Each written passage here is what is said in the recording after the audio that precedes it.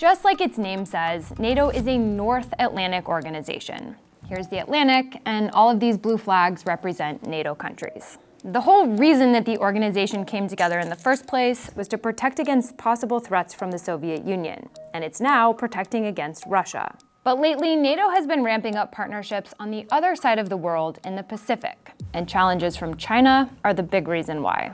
So how do NATO partnerships work, and what do they mean for both NATO allies and potential adversaries?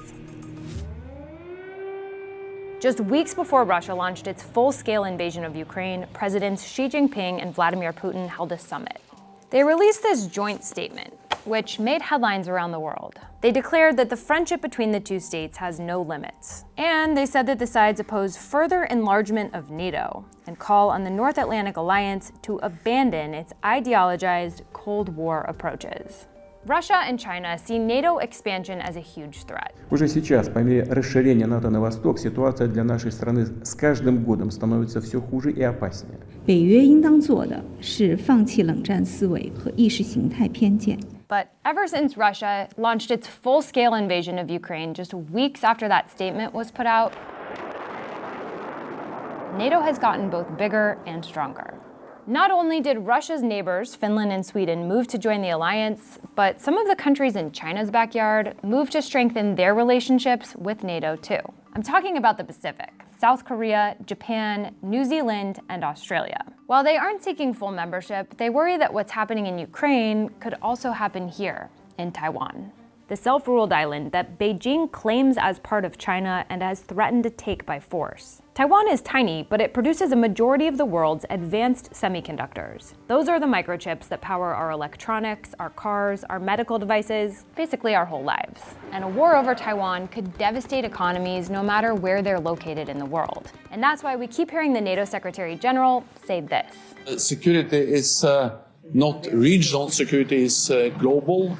What happens in the Indo-Pacific matters for Europe, for NATO, and what happens in Europe matters for the Indo-Pacific. For the past 2 years, leaders of the so-called Asia-Pacific Four have attended major NATO summits and events. And those countries' militaries have conducted exercises alongside NATO. These developments have frustrated Beijing, which says, quote, NATO is intervening in regional affairs and inciting bloc confrontation. Now, NATO maintains that it is a defensive alliance, and according to its chief, we will be remiss if we did not expose the challenges that China poses to our security, to our values, and to our interests. Experts say those challenges aren't just in Taiwan. They're happening all over the world, like in Europe, where Chinese firms own stakes in ports, roads, and railways. In Africa, where the Chinese have stakes in critical mining operations and technology infrastructure. In the Arctic, where China is developing gas projects and transportation corridors. And in space and cyberspace, where Beijing has been advancing its military capabilities. Last year, for the first time, NATO's concerns about China appeared in its main guiding document, the Strategic Concept. NATO says China is trying to control key technology and industrial sectors, is using economic leverage to create strategic dependencies, and is trying to subvert the rules-based international order. China says NATO's concerns disregard facts and confuse right and wrong. But here's the thing. Not every NATO member is on the same page when it comes to how far the alliance should go to counter China. If a NATO member, like the US, gets involved in a war in the Pacific, allies aren't obligated to participate, since Article 5 only considers an armed attack against one or more allies in Europe or North America as an attack against them all. Plus, different NATO countries have varying levels of interconnectedness with China, so some are more hesitant than others to ramp up pressure. For example, NATO has discussed setting up a liaison office in Tokyo. But so far, those plans have been blocked by French officials, and President Emmanuel Macron says that enlarging NATO's spectrum and geography would be a mistake. With or without physical offices, experts say that NATO and its partners could benefit from collaborating on things like cybersecurity, space security, disinformation, and even climate change.